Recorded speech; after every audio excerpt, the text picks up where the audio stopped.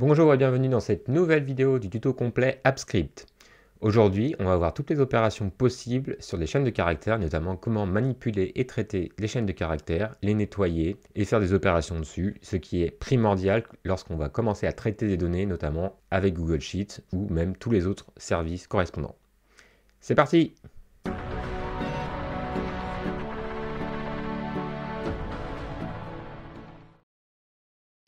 Donc, pour les opérations sur les chaînes de caractères, je vais repartir de mon fichier ici et je vais recréer encore un nouveau script 03 opération sur les chaînes. Hop. Donc, on a vu les opérations sur les nombres. Maintenant, on va voir les opérations sur les chaînes de caractères. Ce qui est très très important dans l'analyse de données, il faut absolument maîtriser les chaînes de caractères. Donc, je vais me créer une chaîne 1. Donc, comme je disais, une chaîne de caractères est déclarée entre guillemets. On peut mettre des doubles guillemets ou des simples guillemets, par exemple. Et je vais me faire une autre chaîne, 3 égale juste un tiret.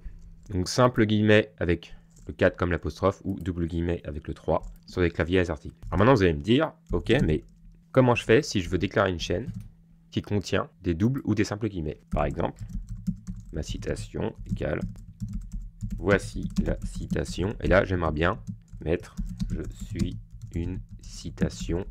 Voilà. Ici, on voit que ça ne fonctionne pas, puisqu'en fait, le double guillemet correspond à la fin de la chaîne. Donc, on voit qu'il y a une erreur de syntaxe. Donc, la solution, c'est soit, si on déclare avec double guillemet, on met des simples guillemets. Mais si je veux mettre aussi à la fois des doubles et des simples guillemets dans ma chaîne, ça ne fonctionne pas non plus. Donc, il existe une autre solution, c'est de mettre un anti-slash juste avant le caractère que l'on veut échapper. Là, je vais faire anti-slash guillemet, anti-slash guillemet. Et si je log avec ma fonction mylog, alors pour rappel, la fonction mylog, on l'avait déclarée ici, mais elle est accessible partout. Toutes les fonctions, en fait, sont accessibles partout. Donc, j'ai le droit de l'appeler dans mon autre fichier. Et donc, si on exécute notre fonction, on va voir ici que ma citation va bien s'afficher, voilà, avec les doubles guillemets. Là, vous allez me dire, ok, maintenant, comment j'affiche un anti-slash dans une chaîne de caractères? Et bien, de la même façon, pour afficher un anti-slash, on l'échappe. En fait, on met double anti-slash pour afficher un anti-slash. En fait, l'anti-slash va dire à l'interpréteur, le caractère d'après fait partie de la chaîne. Donc tu l'échappes pour dire que tu ne l'interprètes pas comme du JavaScript, mais comme faisant partie de la chaîne. Voilà, ici on voit que l'anti-slash est bien apparu. Alors maintenant, on va voir qu'on peut concaténer des chaînes de caractères. Par exemple, si je fais mylog, que je mets chaîne 1 plus chaîne 2 plus chaîne 3, qu'est-ce qui va se passer si je mets des plus? J'exécute. Voilà, mot, je suis une phrase tirée. Donc en fait, on a concaténé tous les caractères entre eux. Maintenant, qu'est-ce qui se passe si par exemple je déclare un booléen à true et un nombre égale 3. Si j'essaye de additionner tout ça, et je vais ajouter aussi, hop, un espace par exemple ici. Qu'est-ce qui se passe si on essaye d'additionner des types différents? Eh bien on voit mot, espace, je suis une phrase, tiret true 3. En fait JavaScript du coup va traduire le booléen true comme la chaîne de caractères true et le nombre 3 comme une chaîne 3. Alors il existe une autre façon plus moderne et plus gracieuse on va dire de concaténer une chaîne de caractères.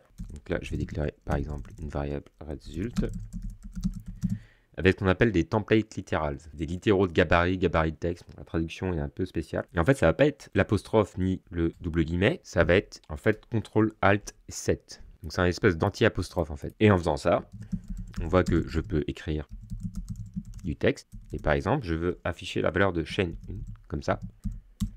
Et là, j'aimerais bien mettre ma chaîne 1 ici. Et bien en fait, si je mets intracolade avec un $ devant, là on voit que ça modifie un peu la chaîne. Et bien en fait ici je vais afficher la valeur de chaîne 1.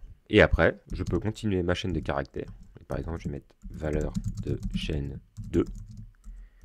2 points. Et pareil, $accolade, chaîne 2. Et si j'exécute, on va voir que ma chaîne de caractères, valeur de chaîne 1 avec, alors oui, pas loguer le résultat, donc c'est normal que ça ne fasse rien. Hop, voilà, valeur de chaîne 1 mot, valeur de chaîne 2, je suis une phrase. Donc très très important, ça vous le verrez un peu partout et c'est une manière beaucoup plus gracieuse, plus simple à faire même que de faire des additions de chaînes pour les concaténer.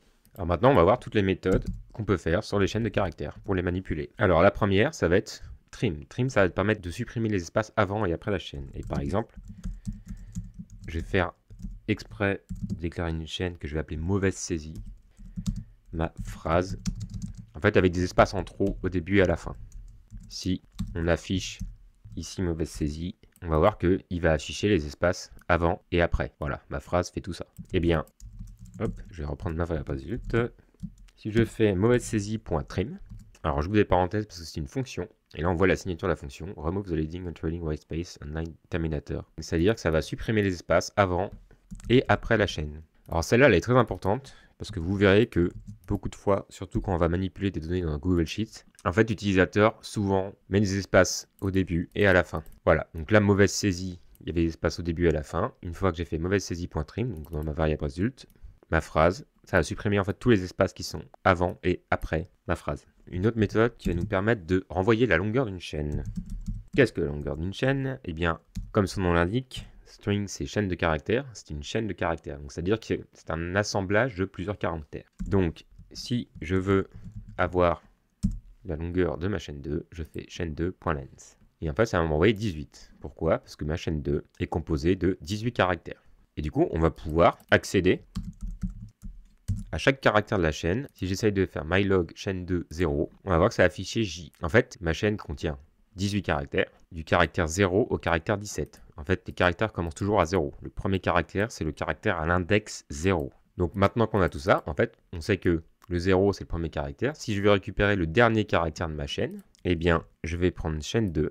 Mais au lieu de prendre l'index 0, je vais prendre l'index chaîne2.length moins 1. Pourquoi moins 1? Parce que ma chaîne contient 18 caractères nommés de 0 à 17. Donc le caractère 0, l'index 0, c'est le premier caractère. Le caractère 17, c'est le dernier caractère. Il faut que j'enlève 1 parce qu'en fait, l'index commence à 0. La longueur donne la taille de la chaîne et les index font de 0 jusqu'à la fin de la chaîne. Là, on voit qu'on récupère bien le E de phrase. Qu'est-ce qui se passe si j'oublie de mettre moins 1? Eh bien, je récupère rien. Ça ne m'envoie rien parce qu'en fait, le caractère à l'index 18 n'existe pas, tout simplement. Une autre fonction qui nous est très utile, c'est indexOf.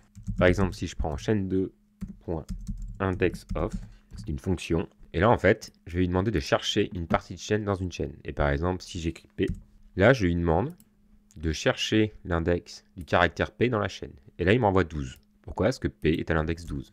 On vérifie. 0, 1, 2, 3, 4, 5, 6, 7, 8, 9, 10, 11, 12. Je peux aussi chercher un mot entier. Donc là, le 1, en fait, il va renvoyer l'index à partir duquel commence le mot. L'index 8. Je regarde, le J, c'est 0, 1, 2, 3, 4, 5, 6, 7, 8. Je suis bien à l'index 8. Maintenant, qu'est-ce qui se passe si j'essaye de chercher l'index d'un caractère qui n'est pas dans ma chaîne? Eh bien, ça m'envoie moins 1. Donc je sais que si chaîne2.indexOf, ce que je cherche renvoie moins 1, c'est que ce que je cherche n'est pas dans la chaîne. On peut aussi récupérer une partie d'une chaîne. Par exemple, je vais faire chaîne2.slice. Ça peut nous permettre de récupérer une partie d'une chaîne à un index donné. Par exemple, si je mets 6 à l'index de début et 12 à l'index de fin et que j'affiche le résultat, en fait, il me récupère SUNE avec l'espace. On vérifie 0, 1, 2, 3, 4, 5, 6. Donc le sixième caractère, c'est le S. 7, 8, 9, 10, 11, 12. Là, on voit qu'il nous renvoie bien l'espace là, mais pas le P. Pourquoi? Parce que dans .slice, c'est index de début inclus et l'index de fin n'est pas inclus. Donc en fait, ça va renvoyer du caractère 6 au caractère 11. Maintenant, qu'est-ce qui se passe? Si je veux le faire slice 6, 12, je fais un slice 6 tout court. Je ne suis pas obligé de mettre de caractère de fin en fait. Eh bien, ce qui va se passer, voilà, c'est qu'il va me renvoyer toute ma chaîne à partir du caractère 6 et jusqu'à la fin. Donc si je ne précise pas d'index de fin, il me renvoie tout le reste de la chaîne à partir du caractère de début. Alors après, on a d'autres fonctions qui peuvent être utiles. Par exemple, mettre une chaîne en majuscule, avec la fonction .toUpperCase. Donc là, ça va transformer toute ma chaîne en majuscule. Et on a la fonction inverse, toLowerCase. Si on exécute ça, on va voir que ma chaîne va être envoyée voilà, entièrement en majuscule ou entièrement en minuscule. Et enfin, on a une autre fonction très utile, chaîne2.replace. Ça va nous permettre de remplacer une occurrence dans la chaîne. En fait, on va chercher une valeur dans la chaîne et on va la remplacer par une autre valeur. Et par exemple, je vais remplacer suis dans ma chaîne 2 par chaîne 1, par exemple. J'aurais pu mettre n'importe quoi d'autre. Donc là, il faut que j'affiche le résultat. Voilà, et là, il a remplacé suis par mot. Donc il a pris la première occurrence de suis et l'a remplacé par mot. Enfin, il n'y en a qu'une seule de toute façon occurrence. Là, je me dis, bon, bah c'est bien. Maintenant, j'aimerais bien remplacer tous mes espaces. Donc j'ai remplacé espace par des tirets. et on va voir ce qui se passe. Donc chaîne 2.replace, je cherche mes espaces et je vais remplacer par étirer. Et là on voit qu'il a remplacé que la première occurrence. En fait la fonction replace ne va remplacer que la première occurrence. Si on lui donne une chaîne de caractères. En fait la solution pour remplacer toutes les occurrences, c'est de ne pas mettre une chaîne de caractères ici, mais de mettre une expression régulière, ce qu'on appelle des regex. Donc on ne va pas rentrer dans le détail des regex, mais une expression régulière se déclare avec des slash. Donc en fait, si je mets slash espace slash, ça veut dire que je veux rechercher l'espace. Si je mets slash espace p, je veux rechercher le caractère p. On ne va pas rentrer dans le détail des regex. Et après, je vais mettre un g. En fait, le g veut dire que je veux remplacer toutes les occurrences. C'est une façon d'écrire un peu spéciale. On pourrait faire des épisodes entiers sur les regex tellement c'est complexe. Mais sachez juste que pour remplacer toutes les occurrences d'une chaîne, il faut, au lieu de mettre une chaîne de caractères, il faut mettre une expression régulière entre deux slash et avec un g pour dire qu'on veut toutes les occurrences. Et là, on voit que je suis une phrase. On a bien remplacé toutes les occurrences. Voilà un petit peu sur les opérations sur les chaînes de caractères. Donc là, évidemment, c'est un petit peu dans le désordre, mais dans le corrigé, vous avez, hop, tout qui est bien décrit aussi. Vous n'avez plus qu'à exécuter opération chaîne. Voilà. Et là, en fait, à chaque fois, vous avez la description de ce que ça fait et le résultat. En fait, dans MyLog, c'est juste que je mets avant la chaîne de caractères et que je concatène avec le plus, avec le résultat. Vous n'avez plus qu'à exécuter et vous avez toutes vos méthodes déjà faites. Et voilà, cette vidéo est à présent terminée. On a vu aujourd'hui les opérations de base sur les chaînes de caractères. La prochaine fois, nous verrons toutes les opérations et conditions logiques qui vont nous permettre de faire des structures conditionnelles et manipuler des booléens. Si cette vidéo vous a plu, n'hésitez pas à liker, commenter, partager et vous abonner comme d'habitude. Et moi je vous dis à bientôt pour une prochaine vidéo.